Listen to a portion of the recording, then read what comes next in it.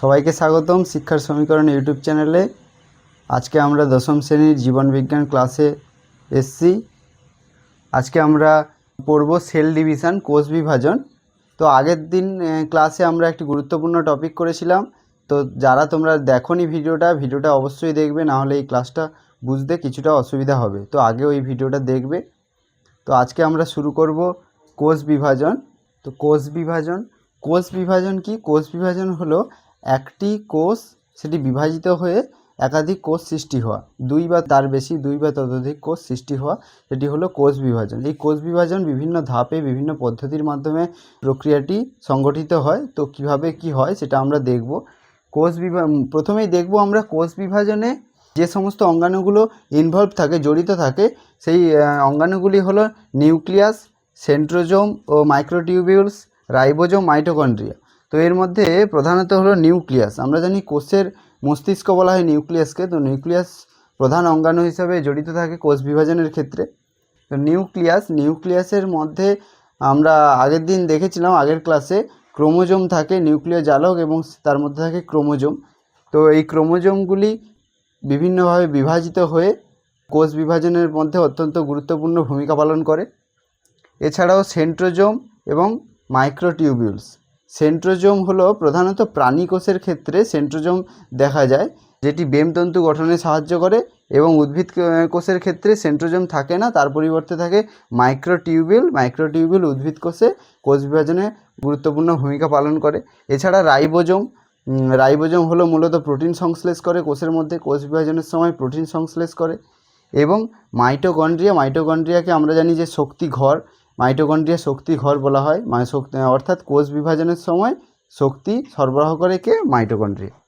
এবারে আমরা দেখব কোষ বিভাজনের তাৎপর্য, অর্থাৎ তাৎপর্য বলতে কোষ বিভাজন যে হচ্ছে, কোষ বিভাজন কেন হচ্ছে, কি কারণে, তো সেটাই মূলত তাৎপর্য। অর্থাৎ কোষ বিভাজন যে হচ্ছে সেটা কেন হচ্ছে, তা হলো বৃদ্ধি, ক্ষয়পূরণ এবং জনন। অর্থাৎ তোমরা যদি দেখো, মানুষের শরীরে কোথাও যদি আঘাত লাগে, তো সেই আঘাতটা ধীরে ধীরে কী হয়? পূরণ হয়ে ওঠে, সেরে ওঠে। তো এটা কিভাবে হচ্ছে? ওই আঘাত স্থলে যে কোষগুলি ছিল, আঘাতের ফলে কোষগুলি মারা যায়, সেল ডেথ ঘটে, এবং ওই জায়গায় পুনরায় আবার নতুন সেল তৈরি হয়। অর্থাৎ কোষ বিভাজনের মাধ্যমে নতুন সেল তৈরি হয়, দিয়ে ক্ষয়পূরণে সাহায্য করে। তো এই কারণগুলি মূলত বৃদ্ধি, ঠিক একইভাবে বৃদ্ধি, ক্ষয়পূরণ এবং জননের কাজে কোষ বিভাজন গুরুত্বপূর্ণ ভূমিকা পালন করে, এবং কোষ বিভাজনের দ্বারাই বৃদ্ধি, ক্ষয়পূরণ এবং জনন সম্পন্ন হয়। তো এই তিনটি পয়েন্ট কোষ বিভাজনের তাৎপর্য নোট ডাউন করে নিতে পারো। তো এরপরে আমরা দেখব কোষ বিভাজনের প্রকারভেদ। কোষ বিভাজনকে কটি ভাগে ভাগ করা যায় সেটা আমরা দেখব। প্রধানত কোষ বিভাজনকে তিনটি ভাগে ভাগ করা যায়: অ্যামাইটোসিস, মাইটোসিস, মিওসিস। তো এই ক্ষেত্রে অ্যামাইটোসিস হলো মূলত অনুন্নত শ্রেণীর কোষের ক্ষেত্রে অ্যামাইটোসিস প্রক্রিয়ার মাধ্যমে সেল ডিভিশন ঘটে, কোষ বিভাজন ঘটে, সেটা আমরা দেখব।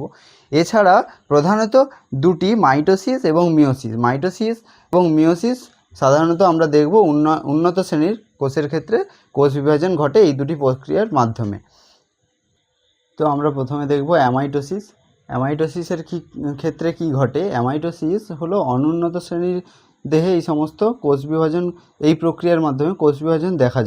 অ্যামাইটোসিসের ক্ষেত্রে কোনো নিউক্লিয় পর্দার অবলুপ্তি ঘটে না, যেটা উন্নত শ্রেণীর কোষ বিভাজনের ক্ষেত্রে দেখা যায়, অর্থাৎ মাইটোসিস এবং মিওসিসের ক্ষেত্রে দেখা যায়। তো সেরকম কোনো নিউক্লিয় পর্দার অবলুপ্তি ঘটে না অ্যামাইটোসিসের ক্ষেত্রে। এছাড়াও ক্রোমোজোম ও বেমতন্তু গঠন হয় না, যেটি একটি গুরুত্বপূর্ণ বিষয়, যেটি মাইটোসিস এবং মিওসিসের ক্ষেত্রে অত্যন্ত গুরুত্বপূর্ণ। এটি গঠন হয়, কিন্তু অ্যামাইটোসিসের ক্ষেত্রে এই গঠনটি হয় না, অর্থাৎ বেমতন্তু গঠন হয় না। অর্থাৎ দেখা যাচ্ছে যে জনিত্রী কোষ থেকে সরাসরি বিভাজিত হয়ে অপত্য কোষ সৃষ্টি হয়, কোনো পরিবর্তন ছাড়াই। তো সেটা কিভাবে হয় যদি আমরা চিত্রের মাধ্যমে দেখি তাহলে অ্যামাইটোসিসের ক্ষেত্রে কি ঘটছে আমরা যদি দেখি, তাহলে দেখবে একটি জনিত্রী কোষ থেকে কিভাবে অপত্য কোষ সৃষ্টি হচ্ছে, অর্থাৎ একটি জনিত্রী কোষ থেকে দুটি অপত্য কোষ সৃষ্টি হচ্ছে, কিন্তু এর ক্ষেত্রে কোনোরূপ বেমতন্তু গঠন ছাড়া বা কোনোরূপ পরিবর্তন ছাড়া সরাসরি বিভাজন হচ্ছে। তো এটি হলো জনিত্রী কোষ থেকে অপত্য কোষ সৃষ্টি হচ্ছে।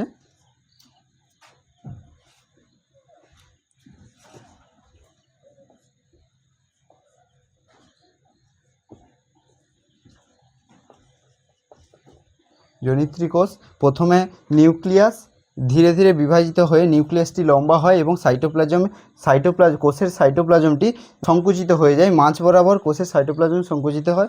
এরপরের স্টেজে কি হচ্ছে, পরের স্টেজে আরও মাঝ বরাবর সাইটোপ্লাজমটি আরও সংকুচিত হয় এবং এরপরে দুটি কোষ আলাদাভাবে বিভাজিত হয়ে যায়। তো এর ক্ষেত্রে কোনো পরিবর্তন হয় না, সরাসরি বিভাজনটি ঘটে।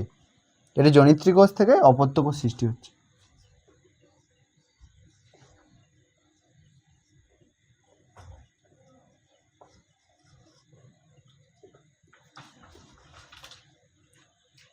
তো এরপরে আমরা দেখব মাইটোসিস। মাইটোসিস আমি আগেই বলেছি, মাইটোসিস উন্নত শ্রেণীর কোষের ক্ষেত্রে এই কোষ বিভাজনটি দেখা যায়। তো মাইটোসিসের ক্ষেত্রে কি দেখা যায়, একবারই মাত্র সেল ডিভিশন হয়, একবারই কোষ বিভাজন হয়।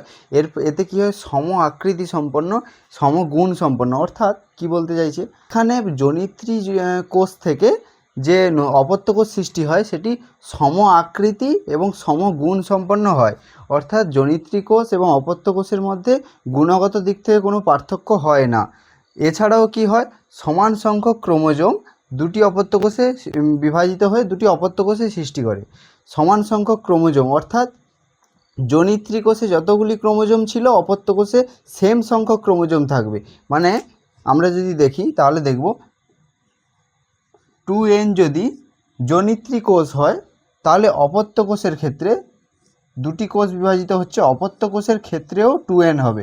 2n অর্থাৎ ডিপ্লয়েড, আগের ক্লাসে আলোচনা করেছি 2n অর্থাৎ ডিপ্লয়েড। অর্থাৎ মানুষের ক্ষেত্রে যদি দেখা যায় তাহলে দেখব 46 ক্রোমোজোম থাকে। এখানে যদি 46 থাকে তাহলে অপত্য কোষেও 46 হবে, অর্থাৎ 2n হবে।